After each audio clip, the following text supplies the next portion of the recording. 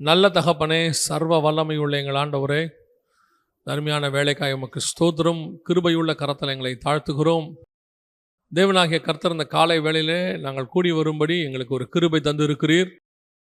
இதோ இவ்வளோ பேர் ஒருமனப்பட்டு உடைய சமூகத்தில் வந்திருக்கிறோம்ப்பா. எங்கள் மத்தியில் கர்த்தர் நீர் பேசுவீராக, வார்த்தைகளை அனுப்புவீராக.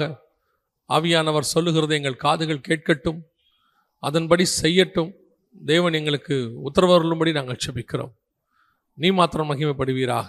எங்கள் ஆண்டவர் இயேசு கிறிஸ்துவின் நாமத்தில் ஒப்பு கொடுத்து செபிக்கிறோம் எங்கள் ஜீவனுள்ள நல்ல பிதாவே. அல்லேலூயா. 2 கொரிந்தியர் 11:2 சொல்லுகிறது, நான் உங்களை கற்புள்ள கன்னிகையாக கிறிஸ்து எனும் ஒரே புருஷனுக்கு ஒப்புவிக்க நியமித்தபடியால் உங்களுக்காக தெய்வ வைராக்கியம் கொண்டிருக்கிறேன். பவுல் சபையை குறித்ததான ஒரு வைராக்கியம் நம்மை குறித்து அவர் சொல்லுகிறார். நாம் தான் அந்த கற்புள்ள கன்னிகை என்று சொல்லி பார்க்கிறோம். நம்மை கிறிஸ்துவின் இடத்துல போய் ஒப்படைக்க வேண்டும் என்று அவர் விரும்புகிறார். நாம் எல்லோருமே கிறிஸ்துவின் வருகைக்காக காத்திருக்கிறோம். அவர் வரும்பொழுது அவர் கையில் ஒப்படைப்பதற்காக நாம் எல்லோரும் ஆயத்தப்பட்டு கொண்டிருக்கிறோம். நம்மை இது திருவசனம் ஆயத்தப்படுத்தி கொண்டு இருக்கிறது. ஆவியானவர் சபையை ஆயத்தப்படுத்தி கொண்டிருக்கிறார் வசனத்தின் மூலமாக. அப்படி இருக்கும் பொழுது இந்த கற்புள்ள கன்னிகையாக ஒப்படைப்பதற்கு என்ன காரணம், அதை தான் நாம் இப்பொழுது பார்க்க போகிறோம். ஒரு கற்புள்ள கன்னிகை ரொம்ப இம்பார்ட்டண்ட்டாக இந்த வார்த்தை சொல்லப்படுகிறது. இதை உங்களுக்கு அவர் பவுல் ஒரு பெண்ணை அப்படின்னு சொல்லாமல் கற்புள்ள கன்னிகையாக அப்படின்னு சொல்கிறார். இதை ஒப்படைப்பதற்கு என்ன காரணம் அப்படிங்கிறது தான் நாம் இன்னைக்கு பார்க்க போகிறோம். முதல்ல வேதம் சொல்லக்கூடிய கற்பு என்றால் என்ன, அதான் ரொம்ப இம்பார்ட்டண்ட். நாம் உலக பிரகாரமான காரியத்தை தியானிக்கிறதில்லை, அது நம்ம தேவையும் இல்லை. பவுல் இந்த இடத்துல சபையை பார்த்து சொல்கிறாரு, உங்களை கற்புள்ள கன்னிகை என்று சொல்லுகிறார். கற்புள்ள கன்னிகை என்றால் ஒரே புருஷனுக்கு நியமிக்கப்பட்டிருக்கிற, அது கீழே அவர் சொல்கிறார். அதுக்கு அப்புறம் வாசிக்கும் போது, உங்களை கற்புள்ள கன்னிகையாக கிறிஸ்து எனும் ஒரே புருஷனுக்கு அப்படின்ற வார்த்தை தான் கற்புள்ள அப்படிங்கிற வார்த்தைக்கான அர்த்தம். ஒரே புருஷனுக்கு அப்படின்னா என்ன அர்த்தம் அப்படின்னு கேட்டிங்கன்னு சொன்னால், இப்போது பல கணவர்கள் உடையவர்கள் கற்புள்ளவர்கள் அப்படின்னு நம்ம சொல்கிறது இல்லை. ஒரே புருஷனுக்கு நியமிக்கப்பட்டது அப்படின்னு இங்கே இருக்கு சொல்லப்படுகிறது. இதை பவுல் ஸ்பிரிச்சுவலாக எப்படி சொல்கிறார், அதான் ரொம்ப இம்பார்ட்டன்ட். இதை எப்படி அவர் ஆவிக்குரிய விதத்தில் சொல்கிறார் அப்படின்னா, இப்போது வசனத்திலிருந்தே நாம் பார்க்க போகிறோம். அதற்கு அடுத்த வசனத்திலேயே அவர் சொல்கிறாரு, 3வது வசனத்தில், ஆகிலும் சர்ப்பமானது தன்னுடைய தந்திரத்தினாலே ஏவாளை வஞ்சித்தது போல உங்கள் மனதும் கிறிஸ்துவை பற்றிய உண்மை நின்று விலகும்படி கெடுக்கப்படுமோ என்று நான் பயந்திருக்கிறேன் அப்படிங்கிறார். அதோட அர்த்தம் என்னன்னா, சர்ப்பம் ஏவாளை வஞ்சித்தது அப்படின்னு சொல்லி பார்க்குறார். அதே போல உங்கள் மனதும் கிறிஸ்துவை பற்றிய உண்மை நின்று. அப்போ கற்பு என்பது எதை அடிப்படையை கொண்டதுன்னா, உபதேசத்தை அடிப்படையை கொண்டது. உபதேசத்துக்கு இன்னொரு வார்த்தையை வேதம் யூஸ் பண்ணுது. என்ன வார்த்தை யூஸ் பண்ணுதுன்னா, 1 யோவான் 3ஆம் அதிகாரம் 9வது வசனத்தில் ஆண்டவர் ஒரு மிக முக்கியமான வார்த்தையை யூஸ் பண்ணுறார். நான் வாசிக்கிறேன். தேவனால் பிறந்த எவனும் பாவம் செய்யான், ஏனில் அவருடைய வித்து நமக்குள் தரித்திருக்கிறது, அவன் தேவனால் பிறந்தபடியால் பாவம் செய்ய மாட்டான். இப்போ பவுல் சொல்றாரு, நான் உங்களை பெருமளவும் நான் கர்ப்ப வேதனைப்படுகிறேன் அப்படின்னு சொல்றார். அப்போ ஒரு பிள்ளை பெறுவதற்கு, ஆவிக்குரிய பிள்ளை பெறுவதற்கு வசனம் சொல்லுகிறது, கிறிஸ்துவினுடைய வித்து நமக்குள் வாசமாக இருக்கிறது. வித்துனா என்ன? இப்போ ஆண்டவர் படைக்கும் போது, அந்த மரத்தெல்லாம் படைக்கும் போது தங்கள் விதைகளை உடையதான ஜீவ விருட்சத்தை உண்டாக்கினார். தங்கள் விதைகளை உடையதான விருட்சங்கள் அப்படின்னு, அதாவது ரீப்ரொடக்ஷன், அடுத்து உருவாக்கக்கூடியதான் வித்து. அப்போ கிறிஸ்துவினுடைய வித்து நமக்குள் வாசமாக இருக்கிறது, சபைக்குள்ள வாசமாக இருக்கிறது. அதுதான் கிறிஸ்துவினுடையதான வார்த்தை, அவருடையதான ஜீவன் நமக்குள் இருக்கிறது. அந்த ஜீவன் நமக்குள் இருந்து இன்னொரு உயிரை பெற்றெடுக்க வைக்கிறது. அதுதான் கிறிஸ்துவினுடைய வித்து நமக்குள் வாசமாக இருக்கிறது சொல்லி பார்க்கிறோம். அப்படி இருக்கும் பொழுது கற்புள்ள கன்னிகை அப்படின்னா என்ன அர்த்தம்? இந்த வசனம் சொல்லுது, ஒரே புருஷனுக்கு. அப்போ ஏவாளுக்குள்ள இன்னொரு உபதேசம் உள்ளே வந்துச்சு, சர்ப்பமானது வஞ்சித்தது போல அப்படின்னு சொல்லி. இப்போ ஆதாம் வழியாக ஒரு உபதேசம் ஏவாளுக்கு கொடுக்கப்படுகிறது, அது கர்த்தருடைய வித்து. அதே நேரத்தில் சர்ப்பம் ஒரு உபதேசத்தை கொடுக்கிறது, அது சர்ப்பத்தின் வித்து. அது எதை குறிக்கிறது? நீங்கள் அந்த வித்தை ஏற்றுக்கொள்ளும் பொழுது அது எதற்கான அடையாளமாக இருக்கிறது என்றால், ஒரே புருஷனாகிய கிறிஸ்துவை விட்டு சாபமான இன்னொரு உபதேசத்துக்குள் போவதற்கு அடையாளமாக இருக்கிறது. இப்போ அந்த உபதேசம் உங்களுக்குள்ள வந்த உடனே அது என்ன செய்தா, அந்த வார்த்தை, சர்ப்பத்தின் வார்த்தை என்ன செய்தா, அது ஒரு பிள்ளையை பெற்றெடுக்குதாம். அதே 1 யோவானின் புஸ்தகம் 3ஆம் அதிகாரத்துல 12வது வசனம் வாசிங்க பாப்போம். பொல்லாங்கனால் உண்டாயிருந்து தன் சகோதரனை கொலை செய்த காயினை போல இருக்க வேண்டாம். அப்படின்னா என்ன அர்த்தம்? காயின் எப்படி உண்டானா அப்படின்னு சொல்லுது. ஆனால் ஆதியாகமத்தின் புஸ்தகம் 4ஆம் அதிகாரம் 1வது வசனத்தை வாசிங்க பார்ப்போம். ஆதாம் தன் மனைவியாகிய ஏவாளை அறிந்தான். வசனத்தின்படி காயின் பிறப்பதற்கு ஆதாம் ஏவாள் தான் காரணம், மாற்று கருத்து இல்லை. ஆனா 1 யோவான் 3ஆம் அதிகாரம் 12ஆம் வசனம் சொல்லுது பொல்லாங்கனால் உண்டாயிருந்து அப்படின்னு இருக்கு. அப்படின்னா என்ன அர்த்தம்? ஏவாள் இந்த சர்ப்பத்தின் வார்த்தையை கேட்டதுனால அந்த சர்ப்பத்தினுடையதான வித்து, அதாவது ஆதியாகமத்தின் புஸ்தகம் 3ஆம் அதிகாரம் 15வது வசனத்தில் ஆண்டவர் சொல்றாரு, உன் வித்துக்கும் அவள் வித்துக்கும் பகை உண்டாக்குவேன். அந்த சர்ப்பத்தின் வார்த்தை இவளுக்குள்ள வந்துருச்சு. இப்போ அந்த பிள்ளை ஆதாம் வழியாக உருவானாலும் அந்த பிள்ளை உருவாகும் போது அந்த பொல்லாங்கன் உபதேசமும் கூட பிள்ளைக்குள்ள வருது. நீங்க டாக்டர் சில நேரத்தில் சொல்லியிருப்பாங்க, கேட்டிருப்பீங்கன்னு நினைக்கிறேன். இந்த பிள்ளை உருவாகும் போது நல்ல விஷயத்த பேசுங்க, சந்தோஷமா இருங்க, நல்ல காரியத்தை கேளுங்க, ரொம்ப ஹாரரான படங்கள்லாம் பார்க்காதீங்க, நல்ல ஒரு கர்த்தருடைய வசனம் கேளுங்க, நல்ல பாட்டு கேளுங்கம்பாங்க. என்னன்னா உள்ள இருக்க பிள்ளை உருவாகும் போது, அந்த மைண்ட் செட் உருவாகும் போது வெளியிருந்து வரக்கூடியது என்ன செய்யும்? அதை உருவாக்கும். அதே மாதிரி தான் உங்களுக்குள்ள, சபைக்குள்ள கிறிஸ்துவனுடையதான வசனத்தினால இந்த கற்புள்ள கன்னிகையாக நாம் இருக்கிறோம். கிறிஸ்துவனுடைய உபதேசம் கொடுக்கப்படுகிறது. அதே நேரத்தில் வெளியிருந்து சர்ப்பத்தின் உபதேசமும் உங்களுக்கு வருது. அநேக உபதேசங்கள், முந்தியெல்லாம் கள்ள உபதேசம் வரணும், சர்ப்பத்தின் உபதேசம் வரணும்னா ரொம்ப கஷ்டம். சபைகளுக்குள்ள அப்படிப்பட்டவங்க வந்தாதான் வரும். தெரியாம கொள்ளாம சபையில் அப்படி ஆட்களை ஏத்திட்டாங்கன்னா அந்த மாதிரி காரியங்கள் நடக்கும். ஆனா இப்போ அப்படி அல்ல. நிறைய இந்த மாதிரி செல்போன்ஸ் இருக்கு, அப்புறம் யூடியூப் இருக்கு, ஃபேஸ்புக் இருக்கு. இதில் எல்லாத்தின் வழியாக இந்த கள்ள உபதேசம் உங்களுக்கு நிறைய வருகிறது. எல்லா பக்கத்துல இருந்தும் வருது. எது நல்ல உபதேசம், எது கள்ள உபதேசம் உங்களுக்கு தெரிய மாட்டேங்குது. எது தேவனுடைய உபதேசம், எது சர்ப்பத்தின் உபதேசம் உங்களுக்கு தெரிய மாட்டேங்குது. அதனுடைய விளைவாக என்ன ஆகுதுன்னு பார்த்தீங்கன்னா, இந்த சர்ப்பத்தின் உபதேசம், உலகத்தின் உபதேசம் உங்களுக்குள்ள நிறைய வந்து பிறக்கிறது பொல்லாங்கனா இருக்கிறது. நான் சொல்லுவேன், இன்னைக்கு ரட்சிக்கப்படுகிற எல்லோருமே, நல்லா கவனிங்க, ரட்சிக்கப்படுகிற எல்லோருமே கிறிஸ்துவுக்குள்ள பிறக்கும் பொழுது யார் சுவிசேஷம் சொல்றாங்கன்றத பேஸ் பண்ணி தான் இருக்குது. அவங்க என்ன சுவிசேஷம் சொல்லி கூட்டிட்டு வராங்கன்றது. நிறைய பேர் எப்படி சுவிசேஷம் சொல்லி கூட்டு வராங்க அப்படின்னு சொன்னா, இயேசு உங்களை ஆசீர்வதிக்கிறார், இயேசு உங்களுக்கு சொங்க கொடுக்கிறார், இதெல்லாம் உண்மை, மாற்றுக்கத்தே இல்லை. ஆனால் சுவிசேஷத்தினுடைய வேர் என்ன அப்படின்னு கேட்டீங்கன்னா, இயேசு தேவனுடைய குமாரன் என்று அவங்க விசுவாசிக்கணும். அதுதான் சுவிசேஷத்தினுடைய வேர், அதான் பேஸ். இன்னைக்கு அவங்க இயேசுவை வெறும் ஆசீர்வாத கடவுளா மாத்துறதுனால வர்றாங்க, அப்புறம் போயிடுறாங்க. நிறைய பேர் பின்மாற்றம் அடைகிறாங்க. அப்ப சரியான சுவிசேஷம் கொடுக்கப்படல. சில இடங்கள்ல கூப்பிட்டு இயேசுவை பத்தி சொல்லும் போது அவங்க தப்பான சுவிசேஷத்தை சொல்றதுனால சர்ப்பத்தின் உபதேசம் வருது, அவங்களும் பிறக்கிறாங்க. எனக்கு இப்போ அந்த ஐயா இல்ல, அவர் நல்ல வயதானவர், இப்ப இல்ல, அவர் கிறிஸ்துவுக்குள்ள மரிச்சிட்டாரு. ஒரு காலகட்டம் வரைக்கும் அவருக்கு சுவிசேஷம் சொல்லி கூட்டு போனவங்க இயேசு வந்து தேவன் கிடையாது, யெகோவா மட்டும்தான் தேவன், இயேசு தெய்வம் இல்லைன்னு சொல்லி அவர் மனுஷன்னு சொல்லிட்டாங்க. அப்படியே அவர் ரொம்ப காலம் வளர்ந்துட்டார். இதுதான் அவர் சரின்னு நினைச்சுக்கிட்டு அவர் ரொம்ப வளர்ந்துட்டார். ஆனா அவர் வந்து இந்த செய்தியெல்லாம் கேட்கிறவர், நம்முடைய செய்தியெல்லாம் கேட்கிறவர். அவருக்கு மற்ற செய்தியெல்லாம் பிடிக்கும், இந்த இயேசு தேவனுங்கிறது மட்டும் அவருக்கு ஒரு உடன்பாடு இருக்காது. அதனால அவர் என்ன பண்ணுவாருன்னா, ஒரு முறை என்னை பார்க்க வந்துட்டு, உங்களுக்கு எல்லாத்தையும் நான் பார்க்குறேன், எல்லாம் நல்லா இருக்கு, ஆனால் அந்த ஒரு விஷயம்தான் அப்படின்ட்டு அதை பற்றி பேச ஆரம்பித்தார். அப்போ வசனத்திலேருந்து இயேசு தேவன் என்பதற்கு எல்லாத்தையும் எடுத்து கொடுத்த உடனே அவர், இது நாள் வரைக்கும் என்னை வந்து தப்பாக நடத்திட்டாங்க அப்படின்னு சொல்லிட்டு சத்தியத்துக்கு ஒரே நாளில் திரும்பினார். அப்பத்தான் அவருக்கு மெய்யான ரட்சிப்பு வருது. நல்லா புரிஞ்சுக்கொள்ளுங்க, இது வரைக்கும் அவர் என்ன ஆகல, ரட்சிக்கப்படலை. ஆனால் அவர் புறஜாதி மார்க்கத்திலிருந்து கிறிஸ்துவுக்குள்ள வந்ததாக நினச்சிக்கிட்டார். வந்து ரொம்ப நாள், கிட்டத்தட்ட பல வருஷங்கள் அங்கே இருந்தார். ஆனால் இப்போ அவருக்குள்ள இருந்தது பொல்லாங்கானின் உபதேசம், சர்ப்பத்தின் உபதேசம். இயேசு தெய்வம் இல்லை என்று சொல்லுகிற எல்லாருமே அந்தி கிறிஸ்து என்று வேதம் சொல்லுகிறது. இயேசுவை தேவனுடைய குமாரன் என்று விசுவாசியாதவன் தான் அந்தி கிறிஸ்துன்னு இருக்கு.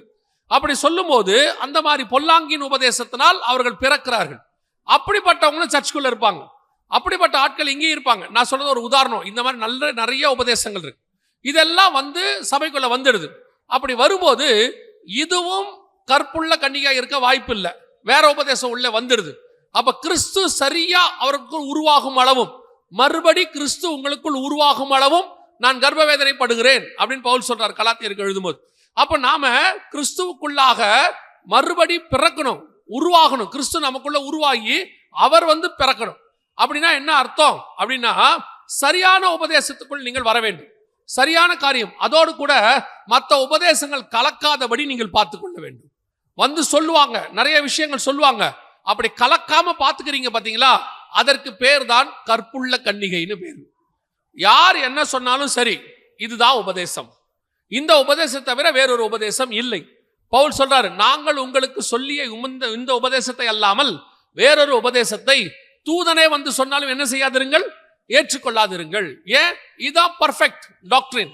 இந்த டாக்டரினை தாண்டி வேறொரு டாக்டரினை யாரோ நூதனமா சொல்றாங்க, புதுசா சொல்றாங்கன்னா நீங்க அக்செப்ட் பண்ணக்கூடாது. அக்செப்ட் பண்ணாம இருக்கீங்கல்ல, அதற்கு பேர் தான் கற்புள்ள கன்னிகை அப்படின்னு அர்த்தம்.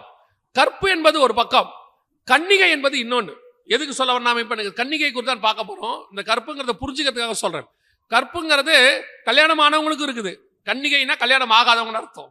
ஆனா பவுல் சொல்றாரு, கற்புள்ள கன்னிகைனா உங்களை கற்புள்ள கல்யாணமாகாத ஒரு கல்யாணம் பண்ணி வைக்க போற ஒரு பிள்ளையா ஒப்படைக்கிற அப்படின்றார். ஆனால் கற்பு என்பது கல்யாணம் ஆனவங்களுக்கு இருக்கு. கல்யாணம் ஆனவங்களோ அதுக்கப்புறம் கணவனோ மனைவியோ இன்னொரு காரியத்தை நீங்கள் உபதேசத்தை ஏற்றுக்கொள்ளும் பொழுது அல்லது இன்னொரு தவறான காரியத்தை செய்யும் பொழுது கற்பு போய்விடுகிறது. அப்போ கல்யாணம் ஆனவங்களுக்குலாம் கற்பு போயிடுச்சாலும் இல்லை, கல்யாணம் ஆனவங்களை பார்த்து தான் கற்பு கரசின்னு சொல்லுவாங்க. அவரோட அர்த்தம் என்ன, நீங்கள் இயேசுவை ஏற்றுக்கொண்ட பிறகும் எந்த உபதேசமும் உங்களை தாக்காம பார்த்துக்கணும், எந்த ஒரு தவறான உபதேசமும் உள்ள வராம பார்த்துக்கணும். நான் இயேசுவை எதுக்கிட்டு 10 வருஷம் ஆச்சு ஸ்ட்ராங்கா இருக்கிறேன்ட்டு 10 வருஷம் கழிச்சு கள்ளோபதேசத்துல விழுந்தீங்கன்னா அதுவும் கற்பு போனதுக்கு அடையாளம் தான். நான் பார்த்திருக்கிறேன், சில ஊழியக்காரர்களுக்கு படிச்சிருக்கிறேன், 20-30 வருஷம் ஊழியம் பண்ணிட்டு கடைசியா பாத்தீங்கன்னா உபதேசத்துல விழுந்துருவாங்க. கடைசியா பாத்தீங்கன்னா அவங்க வேற வித உபதேசத்துக்கு போயிடுறாங்க. கேட்டா சொல்றாங்க, இத்தனை வருஷம் பார்த்தோம், ஆனா இந்த உபதேசம் இதான் கரெக்டா எங்களுக்கு படுதுன்னு சொல்லி பைபிளுக்கு புறம்பா போயிடுவாங்க. ஏன் இப்படி போறாங்கன்னா, சர்மம் அவர்களை வஞ்சிக்கிறது. கற்பு என்பது உபதேசத்தினால் நீங்கள் சோரம் போகாமல் இருப்பது. எப்ப வரைக்கும்? ஆதியிலிருந்து இயேசு வர்ற வரைக்கும். அதனாலதான் அவர் கையில் ஒப்படைக்கும் வரை உங்களை ஒரே புருஷனுக்கு நியமித்த கன்னிகையாக அப்படின்றார். இது கற்பை பத்தி மட்டும். கன்னிகைனா என்ன? இந்த கற்போட இருக்கிற ஒரு கன்னிகை தான் வேணும். கன்னிகைனா திருமணம் ஆகாத, குழந்தை பிறக்காத ஒரு பெண் அப்படின்னு அர்த்தம். இந்த கன்னிகையாக உங்களை ஒப்படைக்கணும் அப்படின்னு பவுல் எதிர்பார்க்கிறார். அதற்கு காரணம் என்ன? சபை ஏன் கற்புள்ள கன்னிகையாக இருக்கணும் அப்படின்னு கேட்டீங்கன்னா, அதற்கு ஆண்டவர் சில காரணங்களை வைத்திருக்கிறார். இப்ப நீங்க ஏவாளை பத்தி வாசிச்சீங்க இல்லையா? பிறக்கும் பொழுது பாருங்க, நல்லா கவனிச்சு பாருங்க. அவங்க ஆதாமுடைய உபதேசத்தையும் வாங்கிக்கிட்டாங்க, அதாவது தேவனுடைய உபதேசத்தை வாங்கிக்கிட்டாங்க. ஜீவ விருட்சத்தை சாப்பிடலாம், எல்லா விருட்சத்தையும் சாப்பிடலாம், நன்மை தீமை அறியத்தக்க விருட்சத்தை என்ன செய்யக்கூடாது, சாப்பிடக்கூடாது அப்படிங்கிறத உபதேசத்தை வாங்கிட்டாங்க. எல்லாம் இப்போ ஓகே போயிட்டே இருக்கு. திடீர்னு அந்த அம்மா கல்யாணம் ஆனவங்க, அதாவது ஆதாமுக்கு ஆண்டவர் கொடுத்துட்டார். அதுக்கப்புறம் ஒரு உபதேசம் வருது. இப்போ அவங்க அந்த பிள்ளையை பெற்றெடுக்கும் பொழுது அது பொல்லாங்கானாய் பிறக்கிறதுன்னு நாம் வாசித்தோம். இப்ப கர்த்தர் என்ன விரும்புறாரு? சபை பொல்லாங்கானை பெற்றெடுக்க கூடாது, ஒரு கற்புள்ள கன்னிகையாக அது என்ன பெற்றெடுக்கணும்? வாசிங்க, லூக்கா எழுதின சுவிசேஷம் 1ஆம் அதிகாரம் 35வது வசனம் வாசிங்க. தேவதூதன் அவளுக்கு பிரதியுத்தரமாக, பரிசுத்த ஆவி உன்மேல் வரும், உன்னதமானவருடைய பலன் உன்மேல் நிழலிடும், ஆதலால் உன்னிடத்தில் பிறக்கும் பரிசுத்தம் உள்ளது, அது பொல்லாங்கானால் உண்டாயிருந்ததானது. இங்கே பரிசுத்த ஆவியினால் உண்டானது. அது பிசாசினுடைய மகன், இது தேவனுடைய குமாரன். அப்போ கற்புள்ள கன்னிகையாக இப்ப அந்த அம்மா சொல்றாங்க, நான் புருஷனை அறியேனே, இதுவரைக்கும் எனக்கு புருஷனை அறியேனே. ஏன் உங்களையும் என்னையும் ஒரு கன்னிகையாக கர்த்தர் வச்சிருக்கிறாரு அப்படின்னா, அதோட அர்த்தம் என்னன்னா, நீங்களும் நானும் பரிசுத்தம் உள்ளதை பெற்றெடுக்கும்படி கர்த்தர் உங்களை என்னையும் வச்சிருக்கிறார்.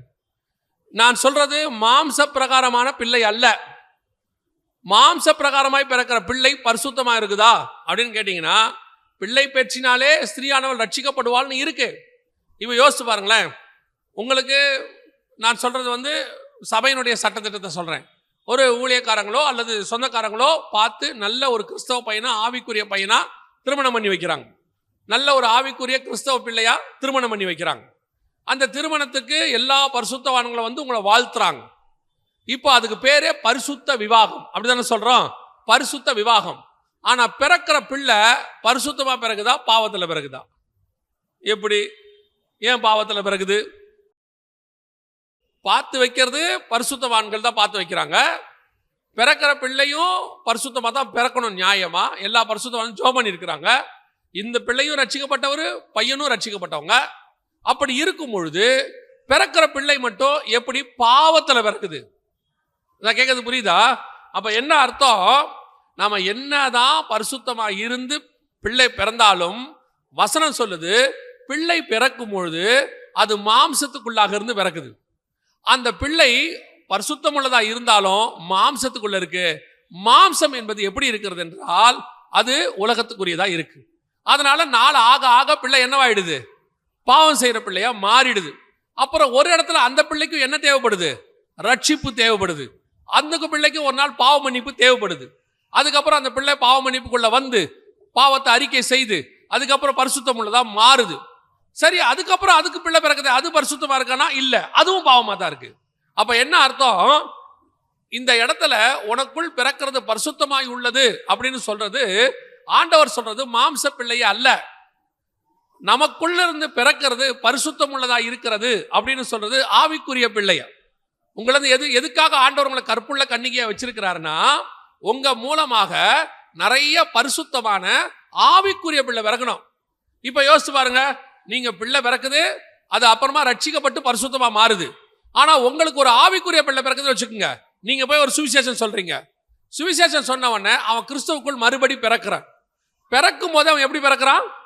ரட்சிக்கப்பட்டு கிறிஸ்துவுக்குள்ள நீதிமானாய், ரத்தத்தால் கழுவப்பட்டு நீதிமானாய் பரிசுத்தமாய் மாறுறான். அப்ப பிள்ளை பிறக்கும் போதே எப்படி பிறக்குது? பரிசுத்தமா பிறக்குது. இப்ப நீங்க சொல்லுவாங்க பொதுவா, இவர் தான் எங்க ஆவிக்குரிய பிள்ளை, இது என் ஆவிக்குரிய தாய், ஆவிக்குரிய தகப்பன், இவங்க தான் எனக்கு சுவிசேஷம் சொன்னாங்க, இவங்க மூலமா ரட்சிக்கப்பட்டேன். அது உண்மை. ஆனால் உங்களுக்குள்ள கிறிஸ்துவுக்குள்ள பிறக்கிற அந்த பிள்ளை பிறக்கும் போதே எப்படி பிறக்குது? சுத்தமா, பரிசுத்தமா, நீதிமானா கிறிஸ்துவுக்குள்ள பிறக்குது. இதுதான் உனக்குள் பிறக்கிறது பரிசுத்தம் உள்ளதா இருக்கிறது. பரிசுத்த ஆவியினால் உண்டானது, தேவனுடைய குமாரன் எனப்படும். இப்போ நீங்க பிறந்த உடனே நீங்க ஒருத்தருக்கு சுவிசேஷம் சொல்றீங்க. அந்த சுவிசேஷத்தை ஏற்றுக்கொண்டு அவர் கிறிஸ்துவுக்குள்ள வந்த உடனே வசனம் சொல்லுது, ஏற்றுக்கொண்டவர் எத்தனை பேரும் அத்தனை பேரும் பிள்ளைகளாகும்படிக்கு அதிகாரம் கொடுத்தார். யாருக்கு பிள்ளை? தேவனுக்கு பிள்ளை, தேவனுடைய குமாரன் எனப்படும். இப்போ அது என்னவா மாறிடுச்சு? பரிசுத்தமா மாறிடுச்சு. அப்போ நீங்கள் பெற்றெடுக்க வேண்டிய பிள்ளை ஆவிக்குரிய பிள்ளை. மாம்ச பிள்ளை வேணாமா? அது உங்க இஷ்டம். அது கர்த்தர் உங்களுக்கு கொடுக்கிறது, நீங்க கர்த்தர்ட்ட வாங்கிக்கிறது, அது உங்களுக்கும் தேவனுக்கும் உள்ளது. ஆனால் நீங்கள் கண்டிப்பாக பெற வேண்டிய பிள்ளை எது? ஆவிக்குரிய பிள்ளை. சுவிசேஷம் சொல்லி உங்களுக்குள்ள ஆவிக்குரிய பிள்ளைகள் பிறக்கணும். அதுதான் பரிசுத்தம் உள்ளது. இன்னைக்கு ஆவிக்குரிய பிள்ளை பிறக்குதா? முதல்ல நீங்க சுவிசேஷம் சொல்றீங்களா? இன்னைக்கு சபையில சுவிசேஷம் சொல்றதுங்கிறது ஸ்டாப் ஆயிருச்சு. சுவிசேஷத்தை பத்தி கவலைப்படல. ஏன்னு சொன்னா, நாம 2 தலைமுறை 3 தலைமுறையா சர்ச்சில் இருக்கோம், சபை நிரம்பி இருக்கிறது. இனிமேல் சபைக்கு ஆத்மா தேவையில்லைன்னு நீங்க முடிவு பண்ணிட்டீங்க. நான் சொல்றேன், சபைக்கு ஆத்மா தேவையில்லை, பரலோகத்துக்கு ஆத்மா தேவை, கிறிஸ்துவுக்கு ஆத்மா தேவை. நீங்கள் போய் சகல ஜாதிகளுக்கு சுவிசேஷம் சொல்லி கிறிஸ்துவுக்குள்ள அவங்களை பிறக்க பண்ணணும். அதுதான் பரிசுத்தம் உள்ளது. நீங்க என்னதான் இப்ப பாருங்க, மாம்சத்துல பிள்ளை பிறந்துரும், பிறக்கும் போது சந்தோஷம், வளர வளர சந்தோஷம். ஒரு காலகட்டத்தில் பிள்ளை பாவம் செய்யும் போது உங்களுக்கு துக்கம் வந்துடுது, பிள்ளை தப்பு செய்து நினைக்கும் போது துக்கம் வந்துடுது. எல்லாரும் என்ன பண்றாங்க தெரியுமா? நேரா பாஸ்டர் கிட்ட ஒரு ஜெபம் பண்ண சொல்றாங்க. ஜெப குறிப்பு, என் பிள்ளைக்காக ஜெபம் பண்ணுங்க, அவன் ரொம்ப ஆண்டவரை விட்டு தூரம் போயிருக்கிறான், இன்னும் ரட்சிக்கப்படாம இருக்கிறான். ஜெபத்தால தானே பிறந்தான். இன்னும் சிலர்லாம் ஜெபிச்சு பிள்ளைய பிறக்கிறாங்க, ஆண்டவரே எனக்கு குழந்தைய கொடுங்க. ஆனால் இந்த பிள்ளைகள் ரட்சிப்புக்குள்ள வர்றது வரைக்கும் நீங்க துக்கமா இருக்கிறீங்க. ஆனா நீங்க சுவிசேஷம் சொல்லி ஒரு பிள்ளை பிறந்துருச்சுன்னா, பிறந்த உடனே நீங்க சந்தோஷமாயிடுறீங்க. அந்த பிள்ளை அப்படியே சபைக்குள்ள வளருது. நீங்க சொல்றவரு என்ன வயசோ, 10 வயசோ, 5 வயசோ, 20 வயசோ, 40 வயசோ, 50 வயசோ, அவர் பிறந்த உடனே சந்தோஷமாயிடுறீங்க. அவர் கொஞ்சம் கொஞ்சமா கிறிஸ்துவுக்குள்ள வளர்ந்து ஞானசானம் எடுத்து அபிஷேகம் பெற்று அவர் ஊழியக்காரரா மாறும்போது உங்களுக்கு ரொம்ப பெரிய சந்தோஷம். இதுதான் மெய்யான சந்தோஷம். இந்த பிள்ளையை பெற்றெடுக்கும்படி தான் கர்த்தர் உங்களை அழைத்திருக்கிறார். உங்களுக்குள் உருவானது பரிசுத்தம் உள்ளதாய் இருக்கிறது. இதுக்குத்தான் கற்புள்ள கன்னிகை வேணும்னு பவுல் வேதம் சொல்லுது. ஒரு கன்னிகை கற்புள்ள கன்னிகை இருந்தால்தான் அவள் வழியாய் பிறக்கிறது பரிசுத்தமா இருக்கும். இப்ப சபையே உபதேசத்துல தப்பா இருக்குன்னு வச்சுக்கோங்க. சபையே கிறிஸ்துவுக்குள்ள தப்பா உபதேசத்துக்குள்ள இருக்கு. அப்ப இவங்களுக்குள்ள பிறக்கிறதுலாம் எப்படி இருக்கும்? தப்பா இருக்கும், பொல்லாங்கனாக இருக்கும். இவங்களுக்குள்ள பிறக்கிறது கிறிஸ்துவுக்கு விரோதமாக இருக்கும். இப்போ உங்களுக்குள்ள பிறக்கிறது பரிசுத்தம் உள்ளதா, பொல்லாங்கானால் பிறக்கிறதா?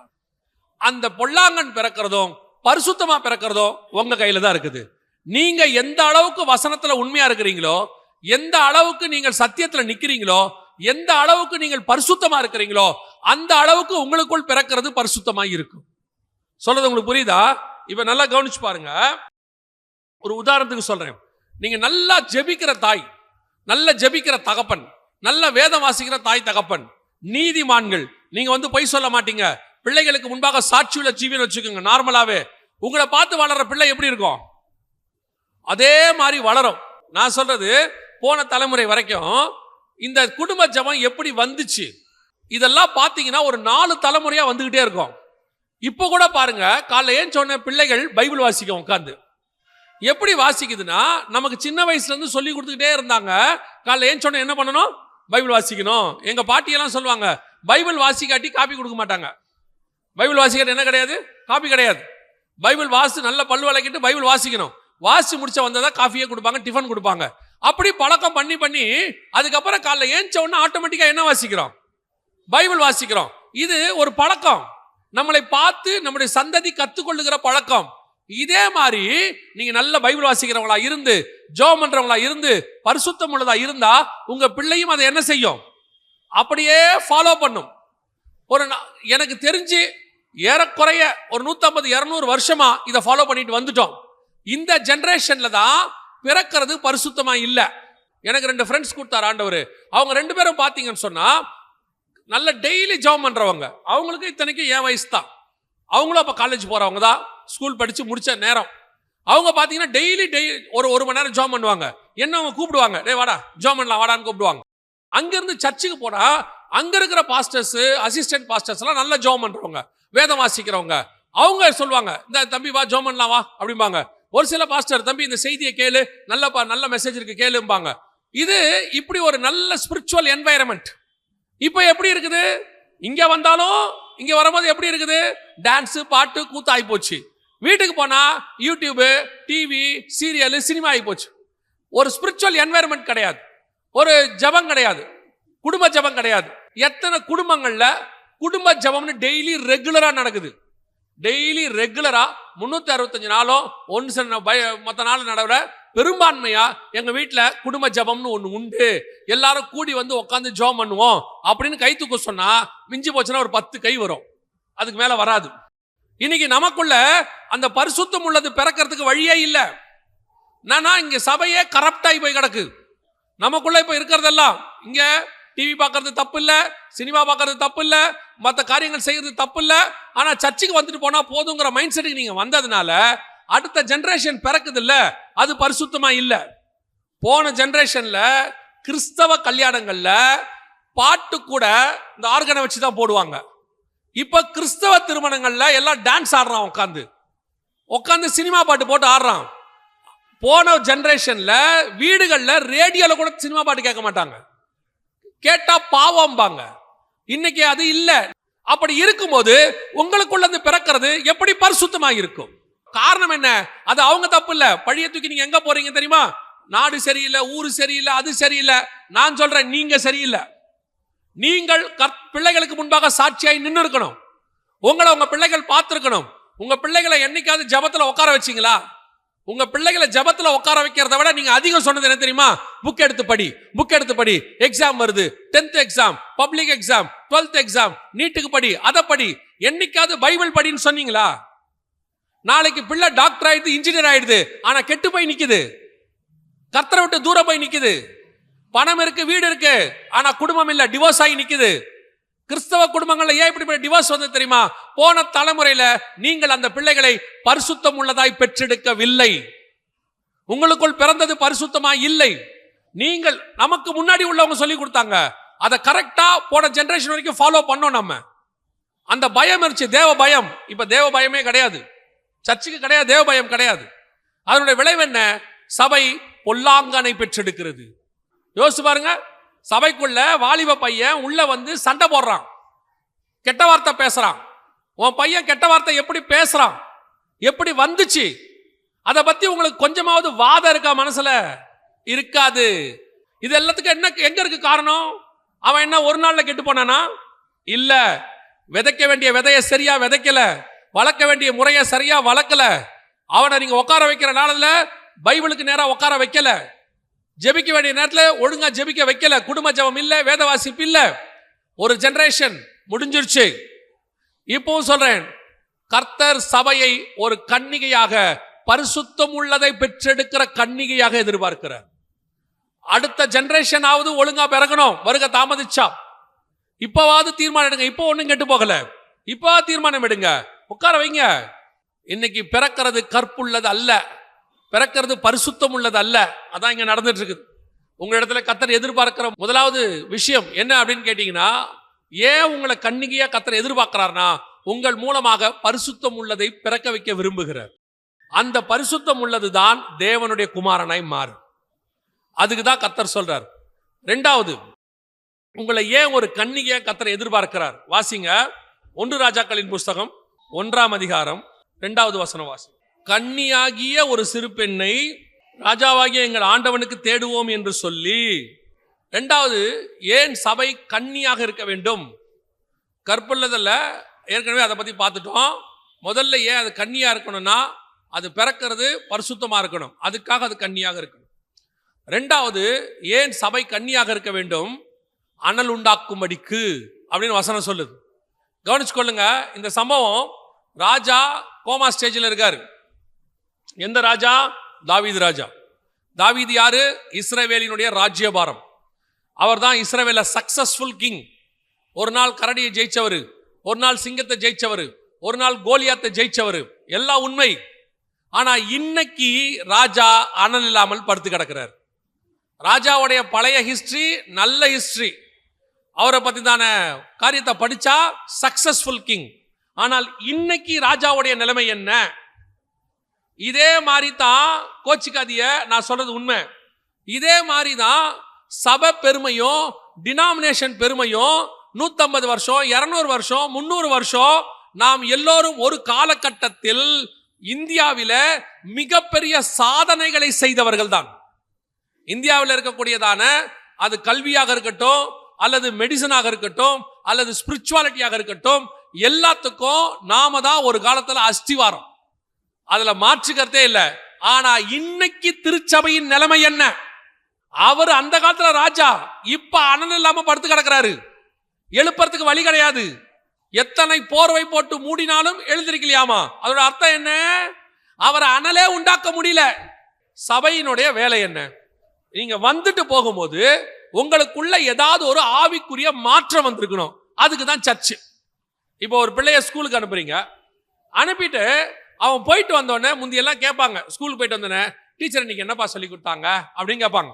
உடனே அவங்க சொல்லுவாங்க, இன்னைக்கு இதெல்லாம் எடுத்தாங்க அப்படின்னு சொல்லுவாங்க. ஒரு எல்கேஜி போயிட்டு வரும்போது, யூகேஜி போயிட்டு வரும்போது, ஃபர்ஸ்ட் ஸ்டாண்டர்ட் போயிட்டு வரும்போது எனக்கு ரைம் சொல்லி கொடுத்தாங்க, எனக்கு திருக்குறள் சொல்லி கொடுத்தாங்க, ரைட்டு ஓகே. +2 போயிட்டு வரான், 15 வருஷம் கிட்டத்தட்ட. +2 வரும்போது ஒரு 13-14 வருஷம் ஆயிடுது படிப்பு. +2 போயிட்டு வீட்டுக்கு வரான், இன்னைக்கு என்னப்பா சொல்லி கொடுத்தாங்க? எனக்கு ரிங்கா ரிங்கா ரோஸை சொல்லி கொடுத்தாங்க, பாபா பிளாக் ஷீப் சொல்லி கொடுத்தாங்க. டேய் 12 வருஷமா இதே தான் படிக்கிறியாடா? இல்லை எனக்கு அதுவே போதும், நல்லபடியா போயிட்டு இருக்கு, நான் பாபா பிளாக் ஷீப் எழுதுனா தப்பே இல்லாமல் எழுதுவேன், 10 மார்க் கிடைக்கும். டேய் உனக்கு வயசு 18டா, 14 வருஷமா போறடா, நீ அடுத்து இன்ஜினியர் ஆகணும், டாக்டர் ஆகணும், அதெல்லாம் வேண்டாம். அதுதான் இன்னைக்கு இருக்கிற திருச்சபையினுடைய நிலைமை. நமக்கு நல்ல பாரம்பரியம் இருக்கு, நல்ல அஸ்திவாரம் இருக்கு, நம்மளை உருவாக்கின விதம் நல்ல உருவாக்கு. இன்னைக்கு சபையினுடைய நிலைமை என்ன? அனலும் இல்லை, ஒண்ணும் இல்லை. இன்னைக்கு சபை யோசிச்சு பாருங்க, ஒரு 150 வருஷமா 100 வருஷமா இருக்கிற ஒரு ஆர்கனைசேஷன் இந்தியாவையே பிடிச்சிருக்கு. 100 வருஷம் இப்பதான் கொண்டாடுது. அந்த ஆர்கனைசேஷன் இந்தியாவில் உச்சத்துல இருந்து கடைசி வரைக்கும் பிடிச்சி கையில வச்சிருக்கு. ஒரு 50 வருஷம் நடத்துற வியாபாரம் இந்தியாவுடைய பொருளாதாரத்தை தன் கையில வச்சிருக்கு. நீங்கள் நானும் இந்தியாவை கையில வைக்க வேண்டாம். என்ன வளர்ச்சி ஸ்பிரிச்சுவாலிட்டியில என்ன இருக்கு? ஒரு அனலும் இல்லை. இன்னைக்கு இப்ப ஆண்டவருக்கு தேவை என்ன தெரியுமா? இந்த அனலை உண்டாக்கக்கூடிய ஒரு சிறு கன்னிகை, ஒரு சின்ன கன்னிகை வேணும், ஒரு சின்ன பெண் வேணும். அந்த பெண் எப்படி இருக்கணும்? கன்னிகையாக இருக்கணும். அவளை கொண்டுதான் அனலை கொண்டு வர முடியும். ஏங்க கன்னிகை இல்லாத பெண்ணை கொண்டு வர முடியாதா? முடியாது. ராஜாவுக்கு ஏற்கனவே நிறைய மனைவி இருக்கு. பத்சேபாள் இருக்கு, மீகால் இருக்கு, அபிகாயில் இருக்கு, நிறைய பேர் இருக்காங்க. ஆனா இவங்களால ராஜாவுக்கு அனல் உண்டாக்க முடியாது. ராஜாவுக்கு அனல் உண்டாக்குற இன்னும் ஒரு சிறு பெண் தேவைப்படுகிறது. அந்த சிறு பெண் நீங்களும் நானுமாகத்தான் இருக்கணும். எலியா சொல்றாரு, ஆண்டவரே எல்லாரும் பாகாலுக்கு முன்பாக முழங்கால் படிட்டாங்க, எல்லாரும் அவனை முத்தம் பண்ணிட்டாங்க அப்படிங்கிறார். ஒபதியா சொல்றாரு, 50 பேரா கெபில நான் தீர்க்கதரிசிகளை வச்சிருக்கிறேன். இந்த 400 தீர்க்கதரிசி யாரு? ஏசபேலோட சேர்ந்து சோரம் போனவங்க. இந்த 50 பேர் யாரு? 50 பேரு இவன் பேர் தெரியாதவன், ஊர் தெரியாதவன். ஆனா ஏசபேல் கூட போகல. ஆனா எலியா மாதிரியும் கிடையாது. அவன் போய் என்ன பண்ணுவான்னு கேட்டீங்கன்னு சொன்னா, அவன் ஒரு கெபிக்குள்ள உட்காந்துக்கிட்டு டெய்லி அவனுக்கு தண்ணியும் சாப்பாடும் வரும். சாப்பிட்டுட்டு நம்ம உண்டு, நம்ம வேலை உண்டு. ஏன்பா கெபில உட்காந்துருக்கிய, தேசத்துல இவ்வளவு பெரிய அக்கிரமம் நடக்குது, ஏசபேல் இவ்வளவு பெரிய பிரச்சனையை பண்றாளே, நீ கொஞ்சம் கேட்க கூடாதா? நமக்கு எதுக்குங்க வம்பு? நம்ம வந்தோமா, உபதியா சாப்பாடு கொடுக்குறாப்லையா, சாப்பிட்டோமா, ஜோம் பண்ணோமா, பைபிள் வாசித்தோமா, நம்ம வாழ்ந்து இருக்க வேண்டியதானே. எதுக்கு? ஆண்டவர் தான் இந்த கெபியை கொடுத்திருக்கிறார். ஆண்டவர் தான் உபதியாவை ஏற்பாடு பண்ணியிருக்கிறார். ஆண்டவர் கேட்கிறாரு, இவனால ஒரு பிரோஜனமும் கிடையாது, இவனை வச்சு ஒரு எழுப்புதலும் கொண்டு வர முடியாது, இது வேஸ்ட். ஆனா என்ன, இது ஏசபேல் மாதிரி மோசமா இல்ல, ஏசபேல் பத்தியில சாப்பிட்ட அந்த தீர்க்கதரிசிகள் மாதிரி மோசமான தீர்க்கதரிசி இல்ல, இது கொஞ்சம் பரவாயில்ல, பெஸ்ட். அந்த இடத்துல தான் நீங்களும் நானும் இருக்கிறோம். இப்ப அந்த இடத்துல தான் சபை இருக்குது. இந்த சபை எல்லாரோடையும் போய் பாவம் செய்யாது, உலகத்துக்கு ஒத்த வேஷம் தரிக்காது. ஆனா அதே நேரத்துல இந்த சபையை வச்சு ஒண்ணும் பண்ணவும் முடியாது, எந்த எழுப்புதலும் வராது. ஆனால் கர்த்தர் போஷிக்கிறார், ஆசீர்வதிக்கிறார், எல்லா ஆசீர்வாதமும் இருக்கு. ஆனா கர்த்தருக்கு தேவை யார் தெரியுமா? ஒரு எலியா தேவைப்படுகிறது. அவன் ஒருத்தன் தான் அக்கினியை இறக்குகிறவன். அந்த ஒருத்தன் தான் இப்ப தேவைப்படுகிறான். அந்த சிறு பெண் தேவைப்படுகிறது. அவள் தான் அனல் உண்டாக்கக்கூடியவள். அந்த கூட்டமாய் நீங்கள் இருந்தால்தான் நீங்கள் மேகத்தில் எடுத்துக்கொள்ளப்படுகிற கூட்டத்தில் இருப்பீர்கள். இல்லை என்றால் ஒரு நாள் காணாமல் போயிருவீங்க, என்ன ஆச்சுன்னு தெரியாது. இன்னைக்கு எஸ்தரை பார்த்து மொர்தெகாய் சொல்வாரு, இது கிரியை செய்ய வேண்டிய காலம், இன்று நீ சும்மா இருந்தால் குற்றம் நாளை உன்மேல் சுமரும். சபை கிரியை செய்ய வேண்டிய இடத்துல இருக்கே. நான் ஏன் சர்ச்சு ஓகே, நாங்க கரெக்டா வருஷத்துக்கு ஒரு தடவை 3 நாள் பண்டிகை கொண்டாடணும், நாங்க நல்லா இருக்கோம், கர்த்தர்களை ஆசீர்வதிக்கிறாரு, வியாபாரத்தில் ஆசீர்வதிக்கிறாரு, பெண் பிள்ளைகளுக்கு கல்யாணம் பண்ணி வச்சோம், 3 தலைமுறை இருக்கிறோம், எங்களுக்கு ஒரு கவலையும் இல்லை, உங்களுக்கு ஒரு கவலையும் இல்லை, நீங்கள் கெபிக்குள் உட்கார்ந்து சாப்பிடுகிறவர்கள். ஆனால் உங்களால் தேவனுக்கு என்ன பிரயோஜனம்? இல்லைங்க, நாங்க தசமாம் காணிக்கைலாம் கொடுத்துறோம், அதெல்லாம் கர்த்தர் உங்களுக்கு கொடுத்ததுல நீங்க திருப்பி தரீங்க. உங்களால் கர்த்தருக்கு என்ன பிரயோஜனம்? அந்த சிறு பெண் யார்? அந்த அனல் உண்டாக்கக்கூடியது யார்? நம்மளை பார்த்து என்ன சொல்றான்? கொஞ்சம் யோசிச்சு பாருங்க, உங்களுக்கு ஏதாவது தோணுதா பாருங்க. நாம கிட்டத்தட்ட 1700 இருந்து இங்க இருக்கோம், இந்தியாவில் இருக்கிறோம். மார்ட்டின் லூத்தர் 1540, நம்ம 1700 இங்க வந்துட்டோம். 1700களுக்கு மேல நம்ம இங்க இருக்கிறோம். கிட்டத்தட்ட 200 வருஷத்துக்கு மேல, 250 வருஷத்துக்கு 300 வருஷமா இங்க இருக்கோம். இந்த 300 வருஷமா இருக்கிற நம்மள நம்ம என்ன பண்ணிக்கிட்டு இருக்கோம்? இங்க என்ன நடக்குது? நம்மளை வச்சு என்ன என்ன என்ன நடக்குது? யோசிச்சு பாருங்களேன். ஏதாவது ஒண்ணு நம்மளை கொண்டு ஏதாவது ஒண்ணு இருக்கா? இந்த கெபில இருக்கிற 50 பேர் மாதிரி தான் இருக்கோம். நம்ம அப்படியே இருக்கோம், எந்த விதமான மாற்றம் இல்லை, அப்படியே ஒரு மாதிரி செட்டில்டு. கேட்டா நாங்க இந்தியா முழுக்க இருக்கோம், நாங்க இங்க சிஎஸ்ஐ, அங்க சிஎன்ஐ, நாங்க இந்தியா முழுக்க இருக்கோம், உலகம் முழுக்க இருக்கோம், புரோட்டஸ்டன்ட்ஸ் இருக்கோம். என்ன நம்மளால ஒரு அனல் உண்டாக்க முடியுதா? நம்ம தான் செய்யணும்.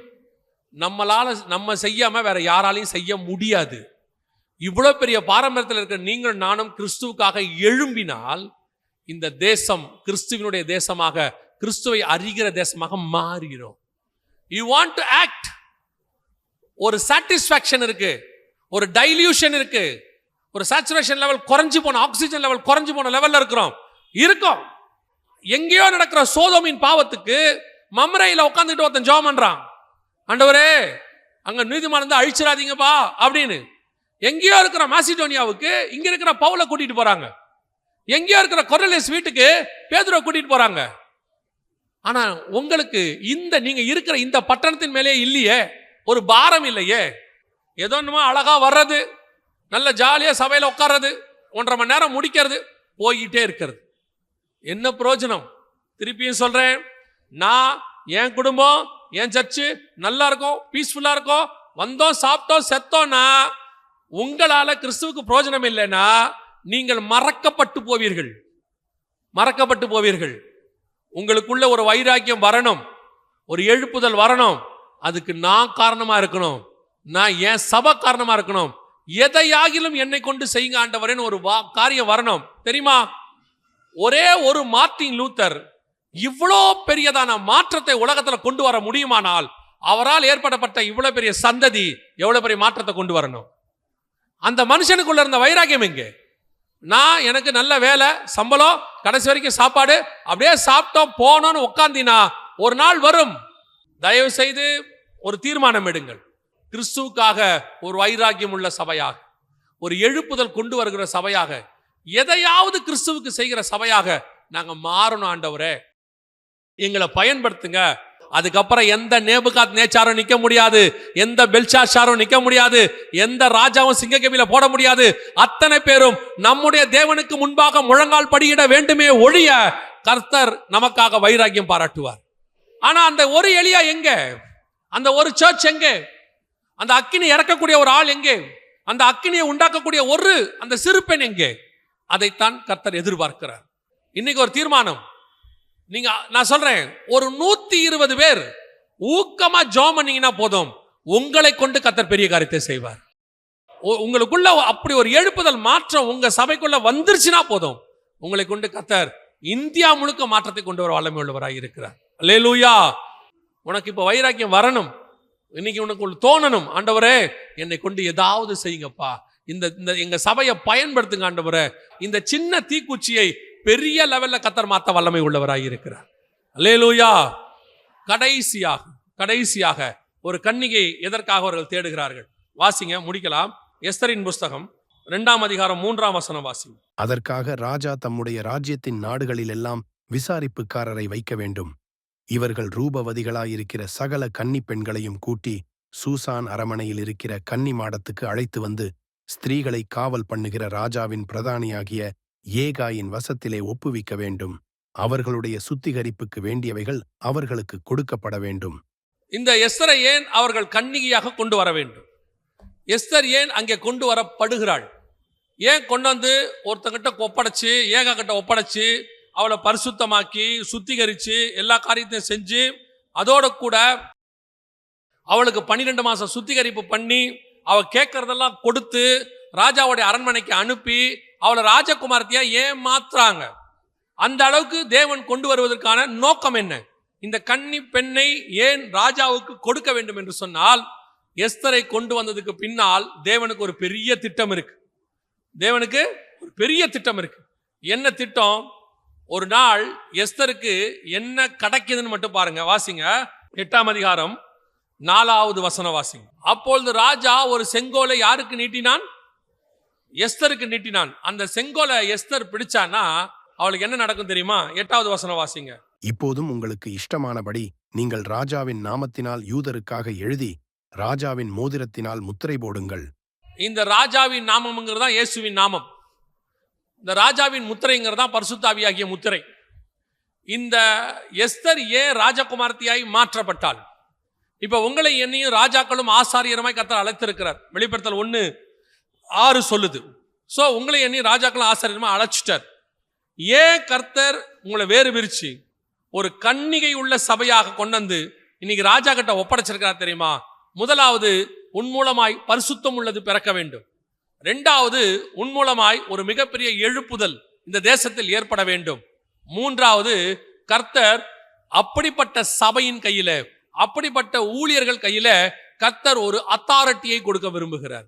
என்ன விரும்புகிறார்? ஒரு அத்தாரிட்டி, ஒரு அதிகாரம். அந்த அதிகாரம் எதுக்கு தெரியுமா? இந்த தேசத்தில் உள்ள எல்லா ஜனங்களையும் காப்பாற்றுவதற்காக. ஒரு மிகப்பெரிய பேரழிவு நடக்க போது, அந்த பேரழிவுல அந்த ஜனங்களை காப்பாத்துறதுக்கு அவளுக்கு ஒரு அதிகாரம் வேணும். யாருக்கு வேணும்? எஸ்தருக்கு வேணும். உனக்கு இஷ்டமானபடி செய், அப்போ அவ இஷ்டமானி தன்னுடைய ஜனங்களை காப்பாற்றணும்னா அதுக்கு எஸ்தர் முதலாவது ராஜாவுடைய அரண்மனைக்கு போய் ராஜா கிட்ட நல்ல பேர் வாங்கி ராஜா பக்கத்துல உட்கார்ந்து அவருக்கு பிரியமா நடந்துக்கிடும். இது நடந்தாதான் இது நடக்கும். அப்படி ராஜாவுக்கு பிரியமா நடக்கணும்னா எஸ்தர் கன்னியா இருந்தாதான் அந்த அரண்மனைக்கு வர முடியும். எஸ்தர் கல்யாணமானவளா இருந்தானா வர முடியாது. நான் சொல்றது உங்களுக்கு புரியுதா? அப்போ கிறிஸ்துவுக்குள்ள நீங்கள் பரிசுத்தம் உள்ளதாக, கிறிஸ்துவுக்கென்று வைராக்கியம் உள்ள சாட்சியாக நீங்கள் நிற்கும் பொழுது ஆண்டவர் உங்களை ராஜாக்களும் ஆசாரியனுமாய் அழைத்தது மட்டுமல்ல, உங்களை கொண்டு தனக்கு இஷ்டமானதை செய்ய கர்த்தர் விரும்புகிறார். அந்த அதிகாரத்தை உங்கள் கையில கொடுக்க விரும்புகிறார். செங்கோலையும் கொடுக்க விரும்புகிறாராம், முத்திரை மோதிரத்தையும் கொடுக்க விரும்புகிறாராம். அந்த மோதிரத்தை யோசேப்பு கையில போட்டாச்சுன்னு சொன்னா சமஸ்த எகிப்தும் யோசேப்புக்கு முன்பாக பணிய வேண்டும். இந்த மோதிரத்தை மொர்தெகாய் போட்டாச்சுன்னா 127 நாட்டுக்கும் மொர்தெகாய் சொல்றதுதான் சட்டம். அந்த பரிசுத்த ஆவியாகிய முத்திரை உங்கள் மேலும் என் மேல் இருக்கிறதுனால என் நாமத்தினால நீங்கள் பிசாசுகளை துரத்துவீர்கள், என் நாமத்தினாலே வியாதியஸ்தர் மேல் கரங்களை வைப்பீர்கள், என் நாமத்தினாலே எதை கேட்டாலும் தருவேன். இதுதான் கர்த்தர் கொடுக்கிற அதிகாரம். இந்த அதிகாரத்தை வாங்கணும்னா சபை எப்படி இருக்கணும்? கன்னிகை உள்ள சபையாக இருக்கணும். இன்னைக்கு கர்த்தர் அதிகாரத்தை கையில வச்சிருக்கிறாரு. கர்த்தர் வல்லமையா பயன்படுத்த விரும்புகிறார். கர்த்தருக்கு தேவை அந்த வல்லமையாய் பயன்படக்கூடிய ஒரு பாத்திரம். கர்த்தருக்கென்று எழும்பி பிரகாசிக்கக்கூடிய ஒரு பாத்திரம் வேணும். அதுக்கு தன்னை சுத்திகரிக்க ஒப்பு கொடுத்து கன்னிகையா வச்சுக்கிட்டு கர்த்தருக்காக காத்திருக்கிற ஒரு கற்புள்ள கன்னிகை ஆண்டவருக்கு தேவைப்படுது. உன்னை ஆண்டவர், நான் சொல்றது மாம்ச பிரகாரமா அல்ல, ஆவிக்குரிய விதத்துல. எந்த உபதேச கலப்படம் இல்லாம கர்த்தருடைய விஷன் என்னவோ அதான் என் விஷன். கர்த்தர் என்ன விரும்புறாரோ அதான் நான் செய்வேன். கர்த்தர் எங்க போ சொல்றாரோ அதான் இயேசு சொல்றாரு, என் பிதாவின் சித்தத்தையே நான் செய்கிறபடினா. பிதா என்ன பண்ணிட்டாராம்? எல்லா அதிகாரத்தையும் இயேசு கையில ஒப்படைச்சிட்டாராம்.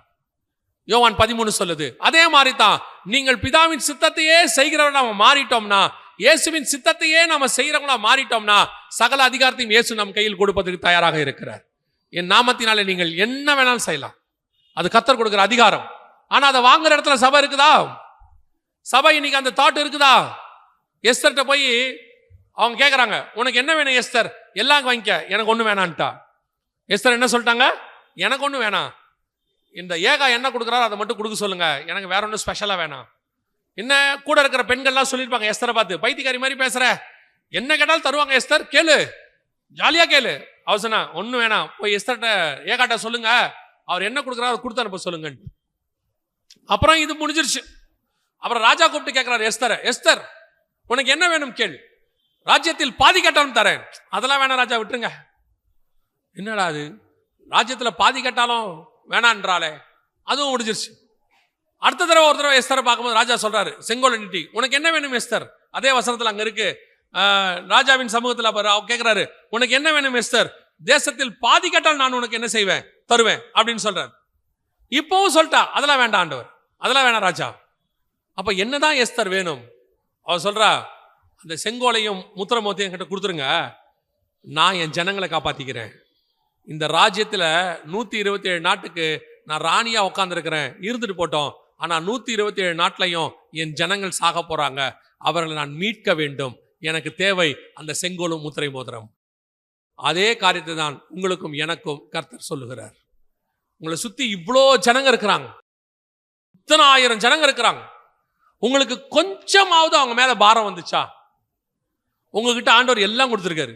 உங்களுக்கு தேவையான பணம் கொடுத்துருக்காரு, வாழ்றதுக்கு வசதி கொடுத்துருக்காரு, நல்ல வேலை கொடுத்துருக்கிறாரு, ஒரு ஒரு நிம்மதியான காரியத்தை கொடுத்துருக்கிறாரு.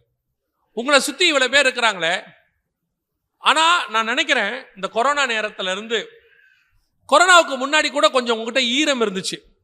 என்ன ஈரம் இருந்துச்சுன்னா, ஏதாவது ஒன்று பேப்பர்ல யாராவது செத்ததை பார்த்தா கூட உச்சி கொட்டுவோம், நம்ம இப்படிலாம் ஆகுது, ரொம்ப மோசமா போச்சுங்க அப்படின்போம். இந்த கொரோனாவில் பல்கா ஜனங்க செத்ததை பார்த்ததுல உங்களுக்கு மரணத்தின் மேலேயே என்ன இல்லை, இப்போ ஒரு பரிதாபமே இல்லை. எவ்வளோ படிக்கிறீங்க பேப்பர்ல, பூகம்பத்தில் 10,000 பேர் காணோம். இப்போ ஸ்ரீலங்காவில் மிகப்பெரிய வெள்ளம், அவ்வளோ பேரை காணோம். உங்களை கொஞ்சமான அசைச்சிச்சா?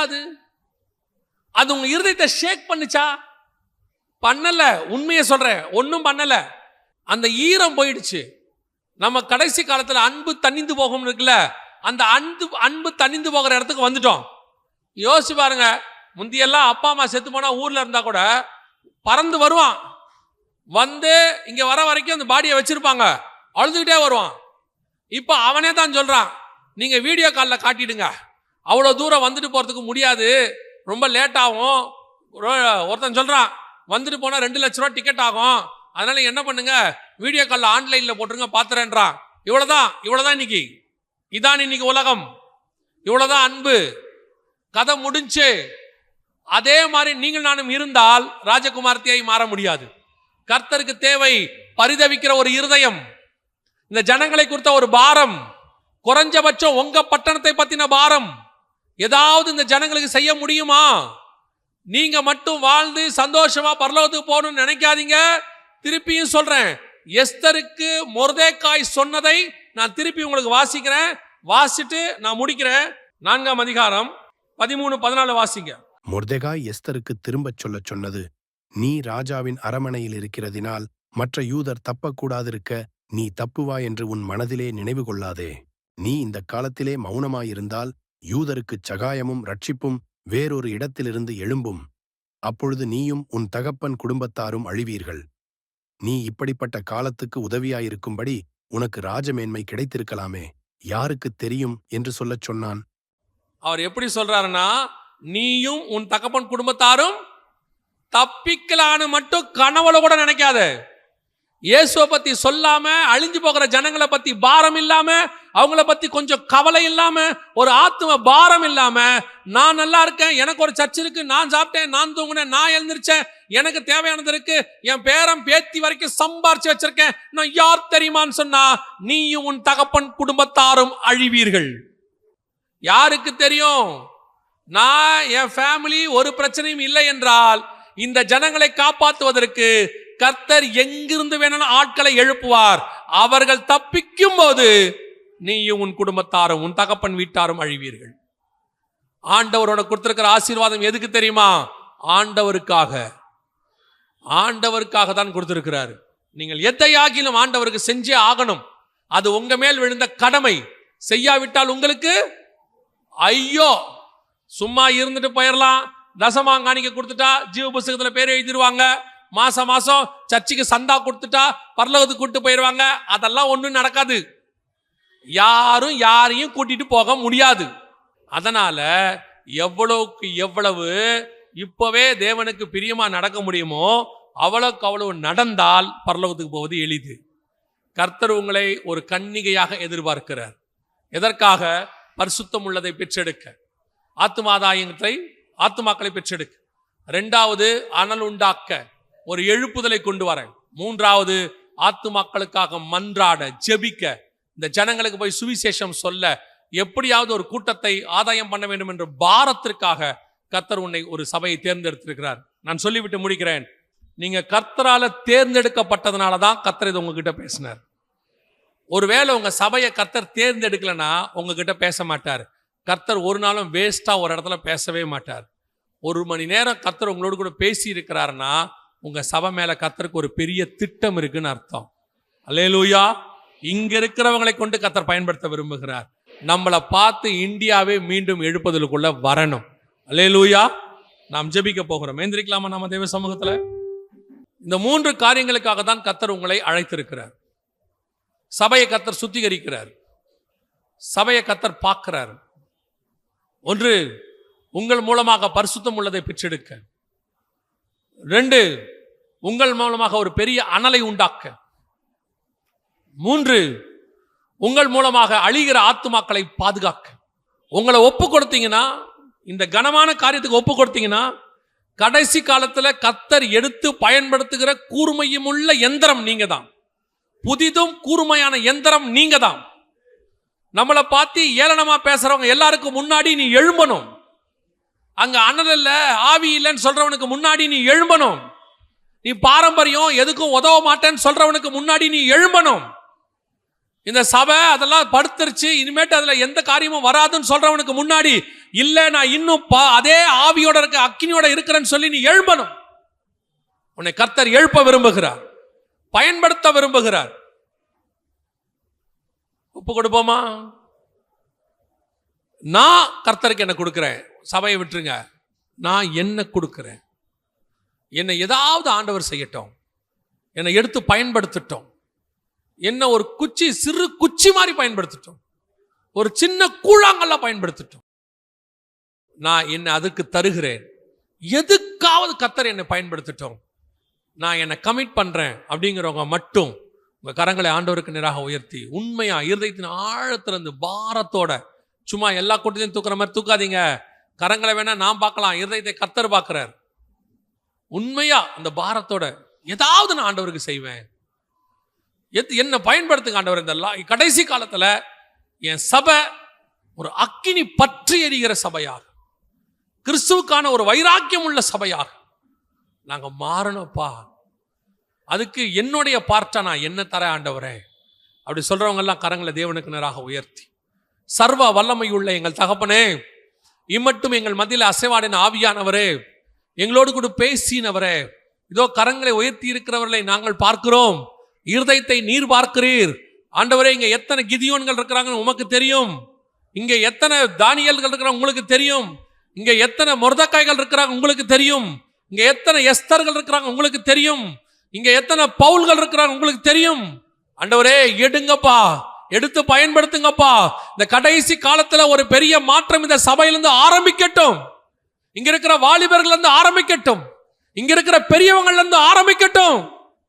ஆண்டவரே, ஒரு மார்ட்டின் லூத்தரை கொண்டு இவ்வளவு பெரிய காரியங்களை உங்களால் செய்ய முடியுமானால் இந்த ஒரு சபையை கொண்டு நீர் பெரிய காரியங்கள் செய்ய வல்லமை உள்ளவர். ஆண்டவரே, எங்க சபை இந்த மாவட்டத்துக்கே ஒரு முன்மாதிரி உள்ள சபையா மாறட்டும்.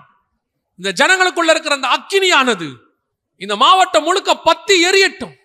இந்த மாவட்டத்துக்குள்ள போற அக்கினி இந்த மாநிலம் முழுக்க எரியட்டும். அப்படி ஒரு காரியம் ஆரம்பிக்கட்டும். எங்க ஜனங்களை பயன்படுத்துங்கப்பா.